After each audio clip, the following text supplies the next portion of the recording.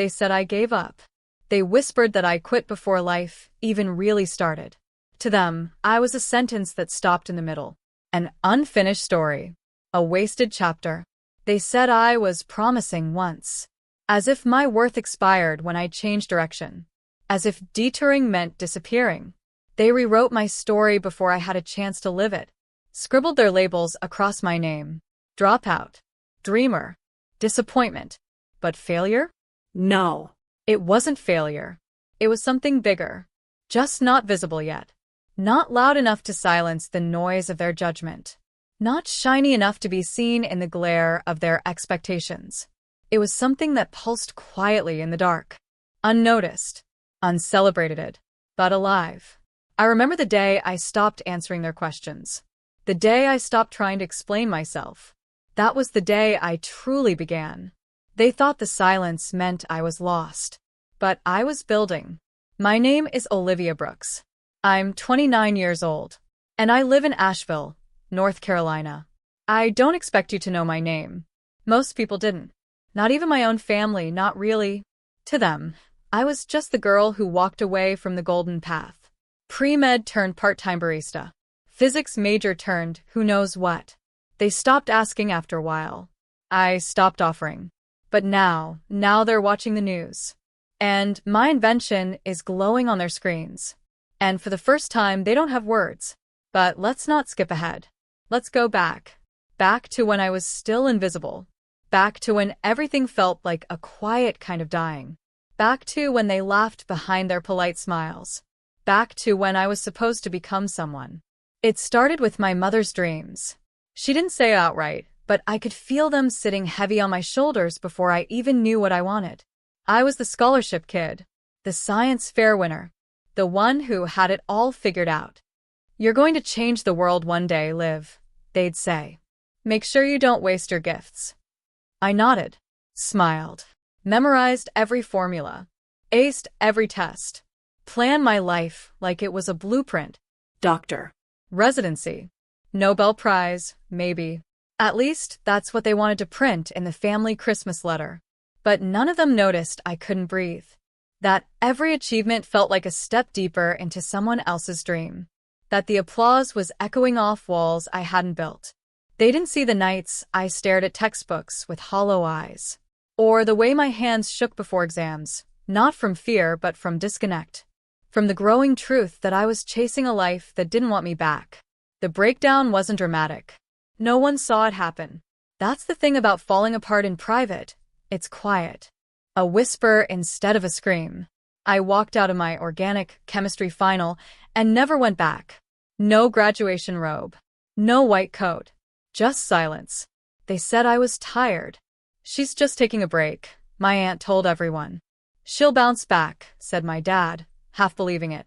But they stopped talking about me after a while. Like I was a failed project they didn't want to claim. A sentence with no punctuation. It's strange how quickly people turn away from someone who once made them proud. The emails from professors stopped. The study group chats went silent. Even my roommates started avoiding eye contact. But the scariest part wasn't being forgotten. It was being remembered wrong. She used to be brilliant, someone once said. Used to be. As if brilliance has an expiration date. As if light dims forever just because it flickers. I moved back home for a while. Took a job at a coffee shop near the old train station. No one knew who I used to be there. They just liked my latte art. Some days I watched commuters rush by and wondered where they were going. If they loved what they did. If they even knew why they were doing it. I tried not to think about the 4 years I left behind. The debt. The disappointment. The voice inside me that kept saying, "You threw it all away." But in that quiet place, far from expectations and titles, something new began. A spark I didn't recognize at first. Not ambition. Not pressure. Just curiosity. There's a moment I remember so clearly. An older woman came into the shop, struggling to open an app on her phone. She looked lost, frustrated. "Do you mind helping me?" she asked, her voice trembling slightly. She was trying to access a telehealth app to speak with her doctor. She couldn't figure it out. She looked like she was about to cry. I sat down with her during my break and walked her through it. It took 20 minutes. When the call finally connected, her face lit up. It wasn't just relief, it was connection. It was dignity. "Thank you, sweetheart," she whispered. "You brought my doctor into my living room." And something clicked, not just in her phone, but in me. That was the first time I saw what technology could mean when it was human. It wasn't a headline moment. No fanfare. Just a latte girl helping a stranger feel less small. But it mattered. And that spark, that quiet flicker, it started to burn brighter. I didn't know it yet, but that was the moment my invention was born. Not from success. Not from brilliance. But from failure. From being forgotten. From having nothing left to prove, except to myself. My family had an unofficial motto. We do big things. My dad was a mechanical engineer. My mom ran a private dental practice. My brother? Law school, then a high-paying job in New York. Me? I was supposed to be the heart of the family legacy. The doctor. The one who saved lives. It wasn't just pressure. It was prophecy. From the time I could pronounce stethoscope, they'd already written my future. Every birthday card read, "To Dr. Olivia Brooks, our star." Every neighbor, every friend of the family knew the plan. "She's going to Harvard Med." My mom would beam. "We've already got her shadowing a cardiologist this summer," my dad would add. And for a while, I believed it too. I was smart, driven, obsessed with fixing things, machines, puzzles, people. I joined science competitions, volunteered at hospitals during high school, taped anatomy diagrams to my bedroom walls like posters. People didn't ask me what I wanted to be. They told me, and I let them. Because when you're praised for being on track, you stop asking where the track is going. College was supposed to be the launch pad. I got into Duke University with a partial scholarship, majored in biophysics, minored in sleep deprivation. Every day felt like a race with no finish line. Classes, labs, internships. I was drowning in expectation and caffeine. But I couldn't admit I was miserable. Because how do you tell people that the dream they love for you feels like a cage? So I smiled. I said I was fine. I faked confidence like it was part of the syllabus. But the panic attacks didn't fake. They came without warning. In libraries, in lecture halls, even mid-sentence while presenting data. My brain was a fog. My heart, a war drum. I'd sit in the bathroom stalls between classes, shaking, biting down sobs like secrets. I didn't tell anyone. Not my parents. Not my friends. Because, what do you say? I'm not okay, but I don't know how to stop without disappointing everyone. The moment everything snapped wasn't cinematic. It wasn't during a test or a meltdown. It was a Tuesday. I was reviewing cellular metabolism in the library when my hands started trembling. I stared at the page for 10 minutes and couldn't understand a single word. I closed the book, walked out of the building, and didn't stop walking. I left my notebook, my schedule, my future, right there on that desk. I dropped out before the semester ended. I didn't tell anyone for 2 weeks. The reaction was polite at first. "It's just burnout," my mom said over the phone, her voice tight. "You need a break. That's all." My dad didn't say much. He just sighed and muttered, "You've always been a bit too sensitive for high-pressure environments." My brother sent a text. "Let me know if you need help getting back in. Don't give up yet." But they all thought the same thing. She'll come to her senses. When I didn't reapply, didn't chase another program, didn't pick another respectable title to aim for, they stopped checking in. We talked, sure. But there was a coldness now. A gap that had never existed before. They didn't ask what I was doing. And I stopped telling. I took whatever jobs I could find. Barista. Data entry. Dog walking. The kind of work you do when you need to keep the lights on, but your soul's still too bruised to try anything big.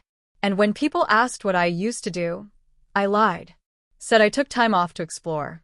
Said I was working on something. Which, technically, wasn't a lie. I just didn't know what yet. But the pity in their eyes, that was harder to take than anger. I wasn't angry. I was grieving. And they didn't understand. I remember one dinner a year after I left school. My parents invited some friends over. They went around the table asking everyone what they were working on. When it came to me, my dad said, "Olivia's figuring things out right now. She's in between projects." A soft, dismissive chuckle from a guest followed. The lost generation, right? I smiled, nodded, swallowed my pride with the mashed potatoes. That night, I cried in the car, not because of what they said, but because of how normal it had become to be dismissed. I started rebuilding. Quietly, slowly. I kept notes in a journal no one knew about. Sketches, ideas, little concepts I played with in my mind between shifts at work. Nothing fancy, just patterns I noticed. Ways to make things better for people who kept getting left behind by technology. But at that point, no one cared. Not even the people closest to me. I had disappeared in their eyes. They stopped bragging about me. Stopped using me as an example. Stopped seeing me as someone with potential. I was now the footnote in the family. She was going to be a doctor, but one. And I felt it. Every time I walked into a room, I carried the invisible headline over my head. Promise wasted. But even then, even with their silence and judgment pressing on my chest, a part of me whispered, "Start over. Build in the dark. You don't need them to see it." So I did. And no one noticed. It started with a broken tablet. A woman in her 70s came into the cafe where I worked, frustrated, tapping her cracked screen like it owed her something. She ordered chamomile tea and stared at the device like it was mocking her. I couldn't help it. "Do you want me to take a look?" I asked. She looked up with tired eyes. "It's just frozen. This thing hates me." I smiled softly. They all do. Until they don't. 10 minutes. That's all it took. Restart. Clear cache. Adjust accessibility settings. But when I handed it back to her, she gasped. "It's working. My grandson, he sends me pictures. I haven't seen them in weeks." She sat there, scrolling through baby photos like she was opening a time capsule. Her hands trembled. Her lips trembled more. "You brought my baby into my living room." That's what she whispered. And I'll never forget it. That moment rewired something in me. Not because it was dramatic, but because it felt quiet, whole. I wasn't fixing machines anymore. I was repairing disconnections. Digital ones. Emotional ones. After that day, I paid closer attention to the older folks who came into the cafe, to the questions they were too shy to ask. How do I video my granddaughter again? What's the cloud? Is Facebook safe, or is it spying? Their voices held embarrassment, like they had missed a moving train and didn't know how to run. So I started small. One laminated flyer. Free Tech Help Thursdays, 3 to 5 p.m., hosted by Olivia. I printed 6 copies. Taped them to lamp posts near the park. Tacked one on the community bulletin board. Didn't expect much. But the next Thursday, 3 people showed up. By the 4th week, it was 15. They called it Tech Angels. I didn't give it that name, they did. Said it felt like a lifeline. I met war veterans who wanted to email old army buddies. Widows who missed hearing their children's voices. Grandparents afraid of clicking the wrong button and breaking something. What they wanted wasn't technical. It was connection. Confidence. And I realized I had something rare. Not just skill, but patience. Not just answers, but empathy. I wasn't lecturing. I was listening. I started hosting sessions at the public library, then at a local community center. I built basic manuals using illustrations and plain language. No jargon. No pressure. I made tech feel like home. One day, a man named Jerry asked if I could help him learn Zoom. His daughter was getting married in Italy, and he couldn't travel. We practiced for days. On the wedding day, he wore a suit, tied his own tie, and sat in front of the webcam like he was in the church. Afterward, he hugged me and said, "I didn't just see my daughter get married. I felt like I was there. You gave me that." I cried in the parking lot after he left. I still worked odd jobs to pay rent. Still wore secondhand clothes. Still kept my Tech Angels income in a metal tin labeled Hope Fund. It didn't make headlines, but it mattered. To them. To me. For the first time in years, I didn't feel like a failure. Not because I was proving anything, but because I was serving something. I wasn't trying to win back my family's respect. I wasn't chasing prestige. I was chasing peace. I started building something more structured. I coded a simple platform, clean interface, big buttons, adjustable font sizes, video tutorials with subtitles, step-by-step guides voiced slowly and kindly. I named it Bridget because it bridged gaps between generations, between people and the tech that left them behind. I taught myself everything. Late nights, YouTube tutorials, trial, error, Coffee. at first it was clunky. Then it got better. Then people started sharing it. A retired teacher in Arizona emailed, "I used your app to learn how to FaceTime my sister in hospice. Thank you." A widower in Vermont said, "Bridget helped me feel less invisible." Every message felt like a medal. And still, no one in my family knew. I didn't post about it on Facebook. Didn't tell my parents. Didn't bring it up at holidays. Because I wanted to build it without the shadow of their expectations. Without their judgment. Without their need to label it. This wasn't about proving them wrong. It was about finally feeling right. Growth didn't come with fireworks. It came in email notifications, in late-night coding tweaks, in handwritten thank you cards from people I had never met. Bridget started to spread. At first, it was just word of mouth. A church in Milwaukee used it for weekly tech talks. Then a retirement home in Texas reached out. They wanted a custom version of the app tailored to their residents. We did it free of charge. I added new features. Text-to-speech for visually impaired users. Pre-written emergency messages that could be sent with a tap. Custom tutorials in different languages, Spanish, Tagalog, Vietnamese. The impact kept growing. In 6 months, we were onboarding over 1,200 seniors a month. By month 9, over 70 community centers had signed up. Our email open rate? 78%. Higher than some Fortune 500 companies. We weren't just a service. We were a movement. And I say we even though for a long time it was just me. Sitting on a couch with a 6-year-old laptop and a secondhand coffee machine beside me. I applied for a grant through a civic tech accelerator in DC. Didn't think I'd get it. I wore a borrowed blazer to the interview. My palms were sweating. I called my old college roommate the night before just to calm down. But I spoke from the heart. I showed the data. I shared Jerry's story. The wedding. The trembling hands on a frozen tablet. I told them I wasn't building tech. I was rebuilding dignity. They gave me $40,000 and 6 months of mentorship. It was the first time someone outside a support group believed in what I was doing. I brought on 2 interns, both recent grads who had also dropped out of traditional paths. We worked out of a shared space above a thrift store. The landlord gave us a discount because his mother used Bridget every Sunday. But even as my work grew, at home, nothing changed. Thanksgiving dinner that year was awkward, like always. My brother talked about a corporate merger. My mom asked him to explain hedge funds again, even though she already knew. My dad bragged about how his college friend's son just got published in The Atlantic. No one asked me anything. I tried to mention the grant once. "Oh, I've been working on this tech platform for older. Olivia, can you pass the stuffing?" That's all my dad said. They didn't care. Or maybe they just didn't know how to. To them, I was still the dropout. The one who had potential once. I overheard my aunt on the phone that December. She's teaching old folks how to click buttons or something. Real noble work. It stung.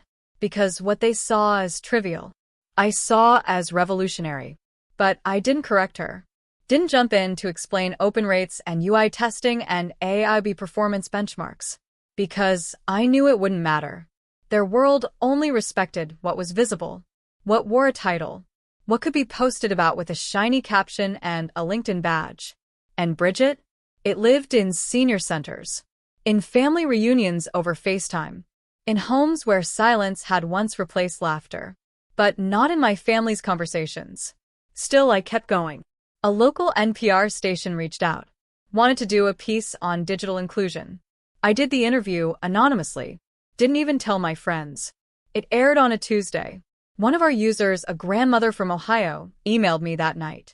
I heard your voice today. I knew it was you. Thank you for making me feel smart again. I wept into my coffee. Every time I hit a milestone. 5,000 users. 10 states. National partnership with a nonprofit. I would open a blank email to my parents. Type out everything. Then delete it. Because I didn't want to hear, "That's nice." Or worse, "Why didn't you go back to med school with that energy?" One night, I was home for my cousin's wedding. My dad cornered me in the kitchen. He was 3 drinks in and a little softer than usual. "You were always the one with ideas," he said. "I just wish you'd done something with them." I smiled, bit my tongue until it hurt, then walked away. Because I had done everything with them. He just didn't see it. And maybe never would. But still, I built. I hired. I helped. Not for their validation. Not anymore. I was no longer invisible. Just visible in places that didn't wear suits to dinner parties. Places that mattered more. It was a Tuesday. Gray sky. Misty drizzle. I was running late to a networking brunch I didn't even want to attend. It was one of those tech and impact events, where everyone wore name tags and small talk smelled like ambition. The kind of room where I usually felt like a ghost. But I had promised my project advisor I'd show up. So I did. I sat at the far end of a long white table, next to a woman in a crimson coat and a man with salt and pepper hair scrolling through his phone. Everyone was buzzing about AI, funding rounds, scaling community engagement. I just sipped my tea, Listening. smiling, thinking about Jerry and his daughter's wedding. Then came introductions. The woman beside me was a policy strategist. The guy across from me was a UX lead for a health tech startup. Then it was his turn, the man with the phone. He looked up and said, "I'm Matt. I work in senior wellness tech. We partner with a bunch of community apps. One of them changed my family's life." I froze. He kept talking. My fiancé's grandmother was always isolated. She wouldn't leave the house. After COVID, it got worse. But she started using this app called Bridget. I don't know if any of you have heard of it. I didn't move. No one else responded. But he didn't care. He kept going, eyes softening. It was the first time I saw her light up. She started calling people again. Playing digital bingo. Learning how to use emojis.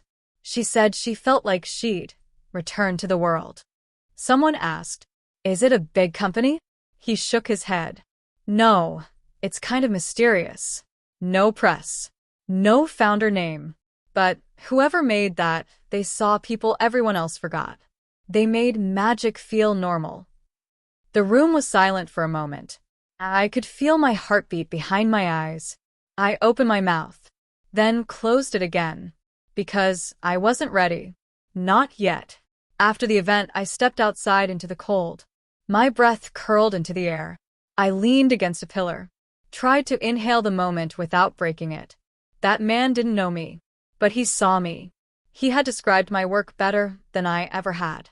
Not with numbers. Not with grant stats. But with truth. The kind you don't earn.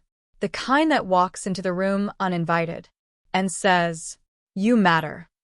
I thought about telling him, walking back inside, and saying, Hey. "I'm the one who built Bridget." But I didn't. Because it wasn't about credit. It was about confirmation. I didn't need applause. I had impact. I walked to the subway station with a strange quiet in my chest. Not sadness. Not pride. Just stillness. The kind you feel when the universe taps you on the shoulder. And whispers, "Keep going. You're not invisible." A week later, it happened again. Different setting. Different person. Same story. A woman at a nonprofit roundtable was talking about accessibility apps. She mentioned Bridget. Said her father had used it to learn how to voice text her while he recovered from a stroke. He called it his guardian angel app. She laughed. I don't know who made it, but I'd love to hug them. That time, I smiled. Softly. Secretly. And just said, "That's beautiful. I'm glad it helped." But the real twist came one evening in March. I had gone to speak at a small panel on ethical design. Afterward, during the Q&A, a young woman in the back raised her hand. She looked nervous. You're Olivia, right? I nodded. She hesitated, then held up her phone. Are you the one behind Bridget? The room turned toward me like a wave shifting direction. I blinked, Paused. then said, Yes. I am. Silence. Then clapping. Soft. Then louder. Not the clapping you hear at corporate seminars. The kind that feels like people are trying to thank you. With their hands. She walked up to me afterward, teary-eyed. My grandma had dementia. She forgot almost everything. But she remembered how to use Bridget. Said it was her superpower. I hugged her. We didn't need words. That moment became the pivot. From anonymity to quiet recognition. From invisibility to presence. A few days later, the story broke. Someone who had attended that event tweeted about me. Wrote a thread. Tagged Bridget's anonymous handle. Called it the most humane tech startup I've ever seen. Within hours, the tweets went viral. Tech blogs reached out. Journalists. Podcasters. Who is Olivia Ford? The silent genius behind Bridget. They wanted to know why I had stayed hidden. I told them. Because the loudest voice isn't always the truest. I wanted the work to speak first.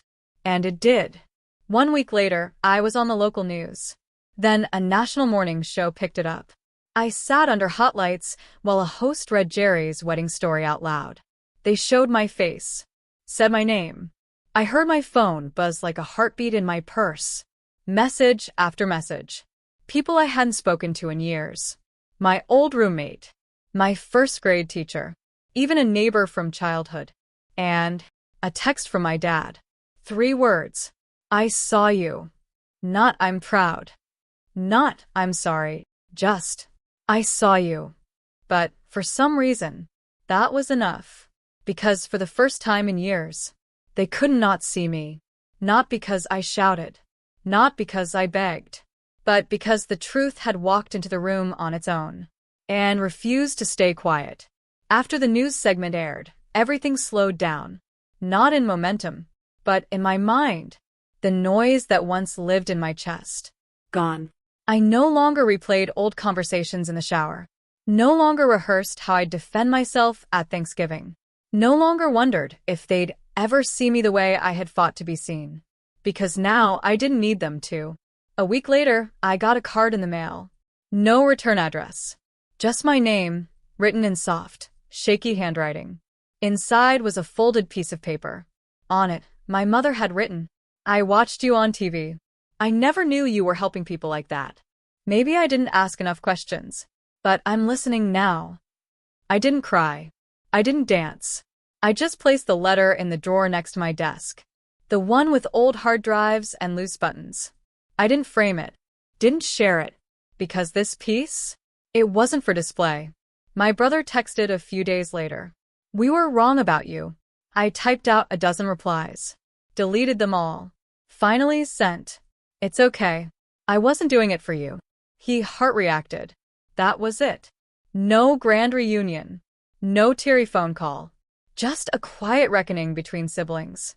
Who had once lived in the same house. But not the same world. And that was enough, too. Things began to shift. Subtle changes. Tiny olive branches. At dinner, my dad asked me what I was working on these days.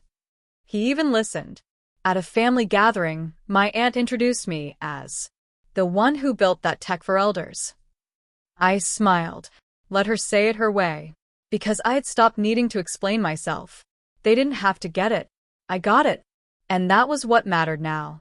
I started to see the timeline of my life differently. Not as a failure followed by redemption, but as a refusal to stay erased. I had built something from ashes. Not to prove I was smart. Not to impress my family.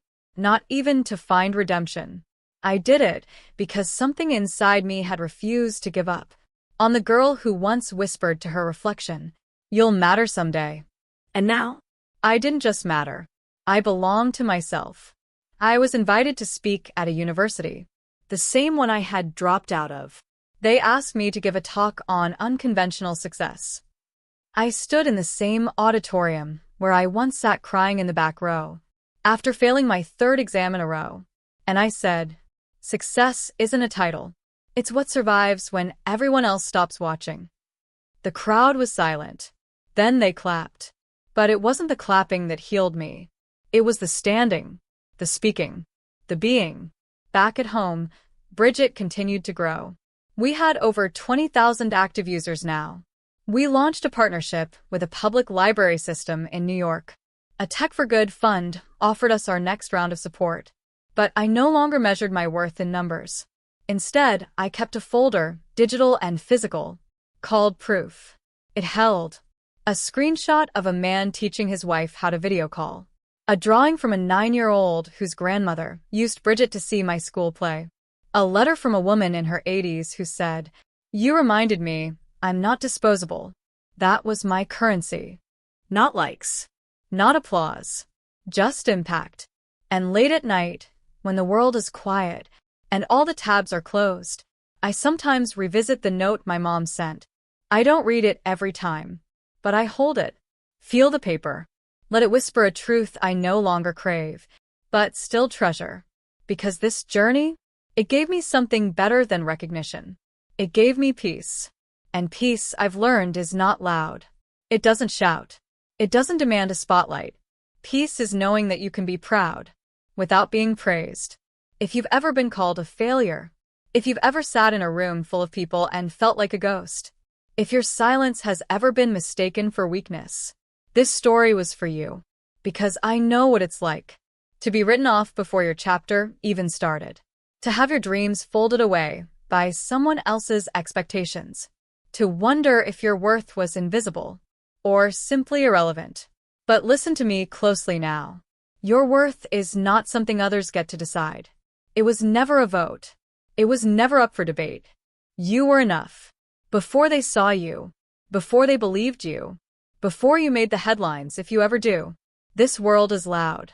So loud that it convinces us we have to scream to be heard. But there is a quieter kind of power, the kind that builds in silence, lives in the margins, and changes everything without asking permission.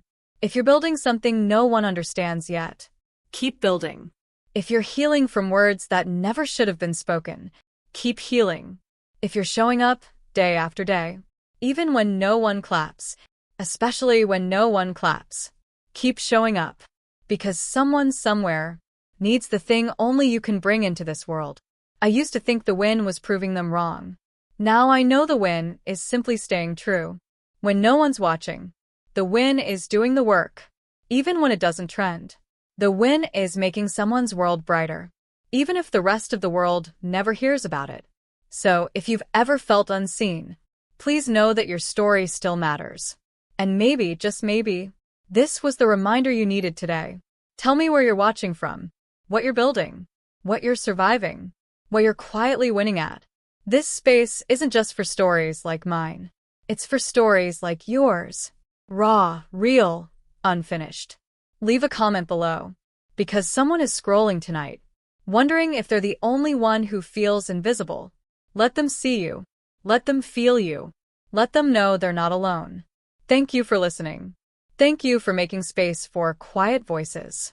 Thank you for being the kind of person who stays until the end, because those are the ones who change the world. More real stories are coming. Ones that aren't polished, but powerful. Ones that don't shout, but still echo. Until then, stay kind, stay curious, and never, ever doubt the quiet fire that lives inside you.